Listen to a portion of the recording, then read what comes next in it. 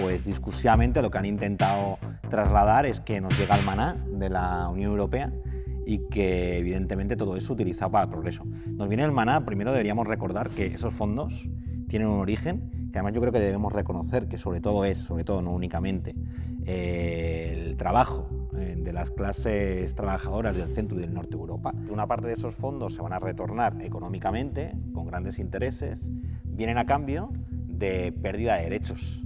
Y si alguien estudia o simplemente lee los dos documentos que desde el Gobierno del Estado español se han enviado a las instituciones de la Unión Europea, verá cómo ahí se están poniendo a disposición de las instituciones de la Unión Europea la posibilidad de eliminar o de limitar o de transformar derechos tanto laborales como de la seguridad social. Se va a mantener básicamente las normas de precariedad laboral existentes en la actual etapa y por lo tanto no solo no significa un cambio de paradigma, sino que sigue en una continuación de lo que ha venido significando la austeridad de la mano de la Unión Europea, pero cuidado, de la mano de la burguesía europea. Es decir, no es que haya una Europa mala y unos estados buenos, sino que evidentemente lo que hay es también un ejercicio de controlar la soberanía. Yo creo que es muy importante saber que estábamos y con la pandemia se ha agudizado una crisis general brutal del capitalismo.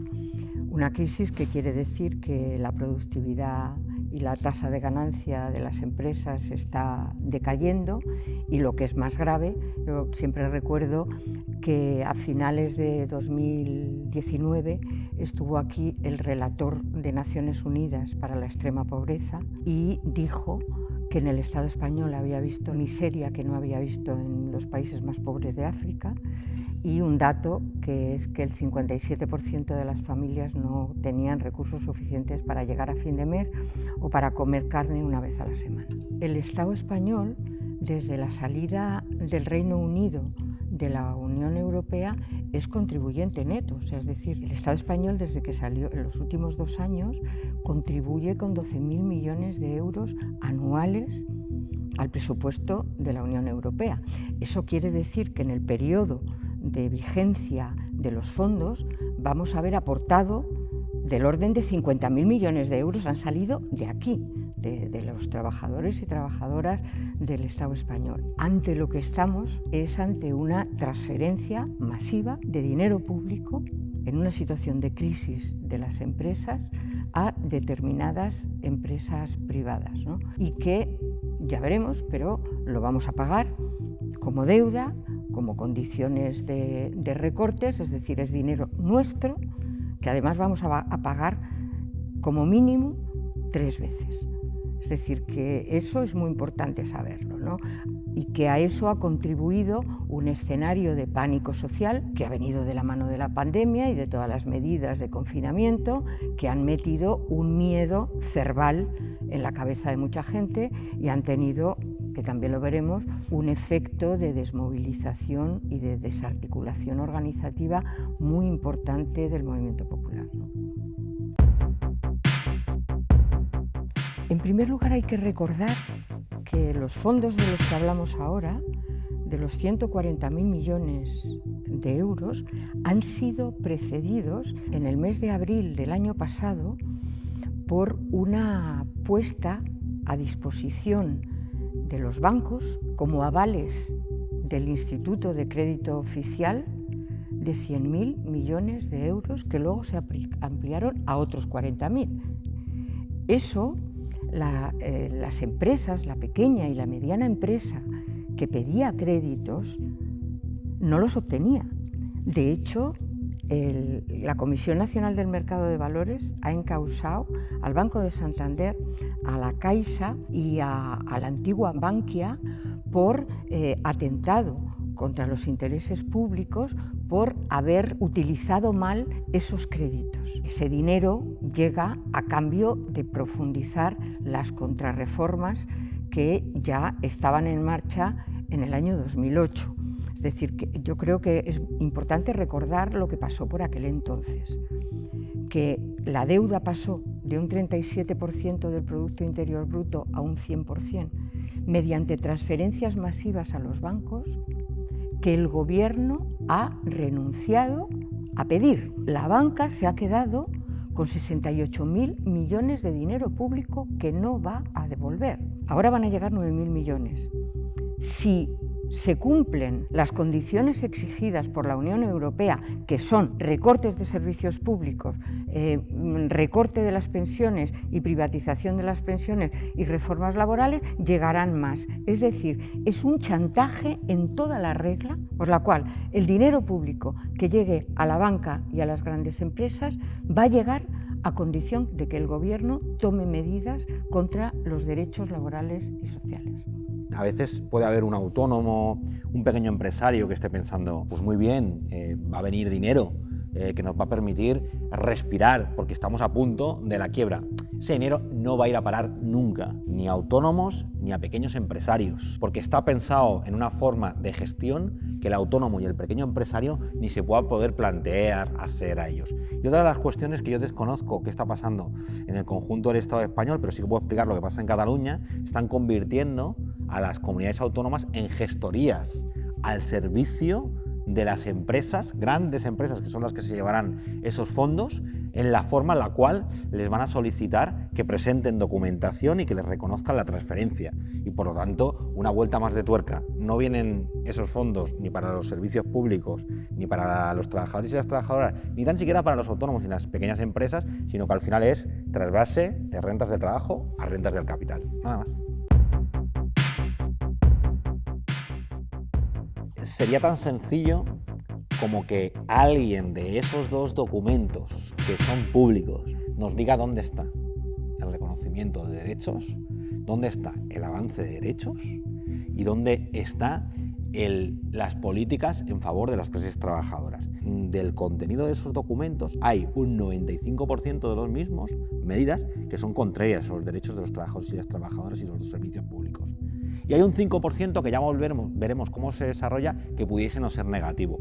Y por lo tanto en una balanza es algo aplastante. Y yo incluso invito no solo a leer esos dos documentos, sino a que se pueda ver a esos sectores que se están planteando como si fuesen más progresistas dentro del gobierno las respuestas que están dando. En sede parlamentaria se le preguntaba a la que parece ser que va a ser la nueva portavoz de Unidas Podemos, la ministra de Trabajo, que qué significaba ese elemento de flexibilidad que se repite permanentemente en los dos documentos cuando se habla de condiciones laborales. Y ella, todo indignada, respondiendo sobre qué significa flexibilidad, a respuesta de un diputado de la CUT, de Albert Botran, decían, no hombre, ustedes que no están entendiendo que estamos hablando de flexibilidad interna, que significa que se puedan desregular las condiciones laborales, modificación de condiciones en sentido clásico, horario, jornada, salario, y que asume que eso sirve para que se mantenga el empleo y no haya despidos. Es tan preocupante lo que se aprueba como ver a la que se supone que es la izquierda de este gobierno asumiendo planteamientos patronales. Eso es exactamente lo mismo que Fátima Báñez dijo en el 2012, y está ahí su PowerPoint presentando la reforma laboral, de que para qué servía la reforma laboral. Flexibilidad interna, que servirá para que no se destruya empleo y mantener empleo. Exactamente lo mismo. Tan preocupante siempre es aquello que se envía a aprobar como el asimilar los discursos de la derecha por parte de la izquierda, porque al final no tenemos una izquierda y por lo tanto estamos posibilitando de que aquellos o aquellas que van con discursos demagógicos y muy simplistas empiecen a penetrar entre sectores de las clases trabajadoras, por cierto, donde hasta ahora no habían llegado. Lo que han enviado ya se ha encargado las instituciones de la Unión Europea de lo poquito que pudiese tener un contenido progresista, decir, esto me lo vas a cambiar.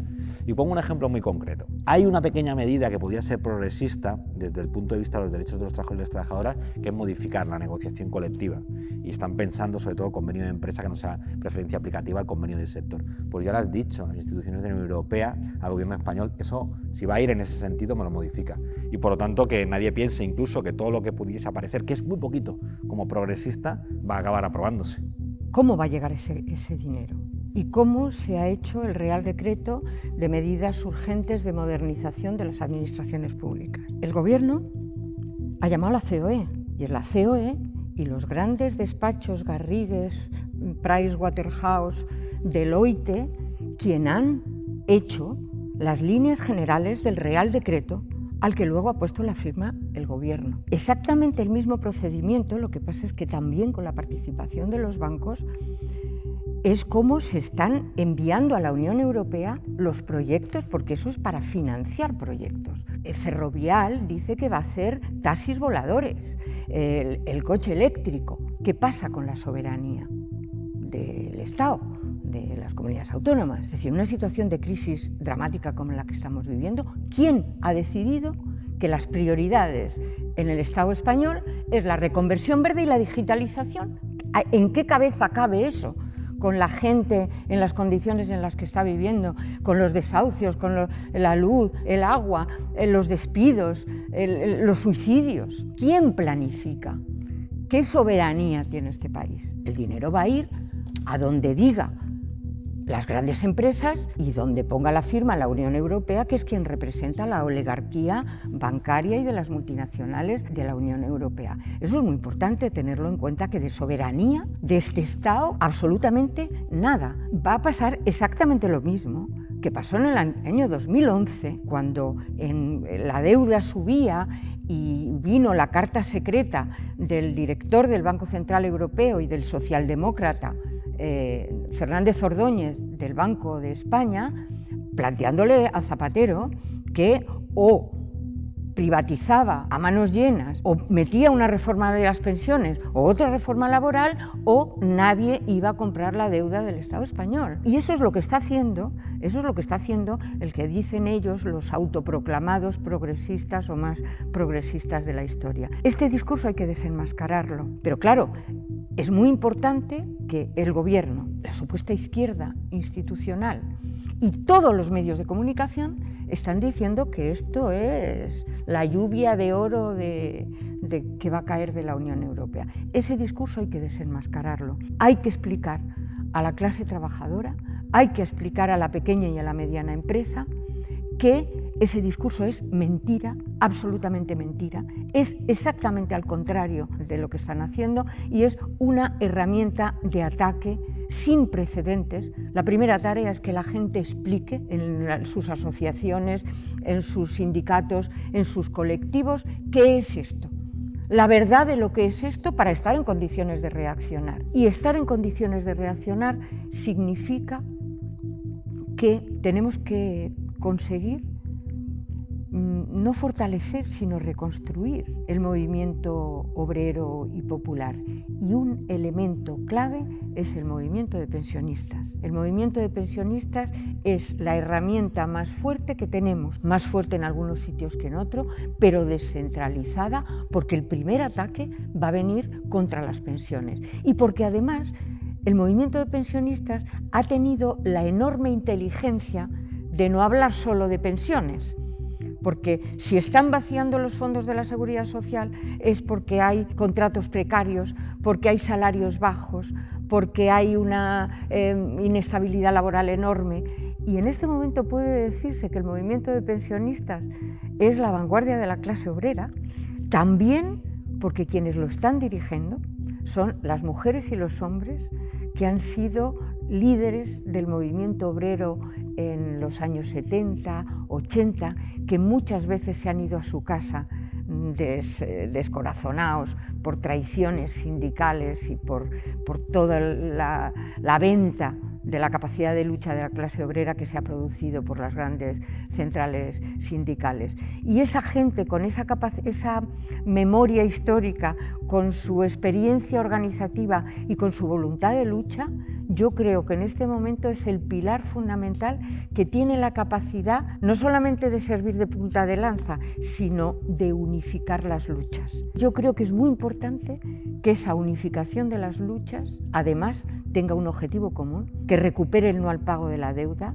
y que denuncie los fondos de la Unión Europea, como decía Vidal, como una enorme transferencia de riqueza que producimos la clase obrera a manos del gran capital, entendiendo incluido la pequeña y la mediana empresa. Yo creo que eso es muy importante. La pequeña y la mediana empresa no la debe ganar la extrema derecha. La pequeña y la mediana empresa hay que levantarla contra el gran capital, contra las grandes multinacionales que están cargando sobre ellos lo mismo, en diferente manera, que están cargando sobre la clase obrera.